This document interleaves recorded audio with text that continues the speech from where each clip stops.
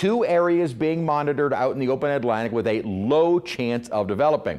The area that we're still talking about in the possible development in the northwestern Caribbean or southern Gulf is still not there yet. So at this point, the models are going to be all over the place. What we're looking for is some semblance of a cluster of storms, and they're just not there. So at this point, models are going to be all over. This is what we're looking at as far as the steering currents go for next week. As I mentioned, we're going to get that building upper ridge. This will help to warm us up. And in fact, it kind of centers a little bit more out to our west, but it's off to our east, but it becomes a little bit more elongated, so still relatively dry. Now going further into next week, we see this deepening upper trough. That little feature gets into the Gulf. And exactly where does it go? We're going to have an upper high over Texas. Might get more steer toward that and get shunted down to the southwest, more toward Mexico. Or this upper trough and the high off to the east of Florida may help to draw it more in that direction. As of right now, there are more questions and answers. What exactly enters the Gulf? Is it an actual developing tropical storm or hurricane,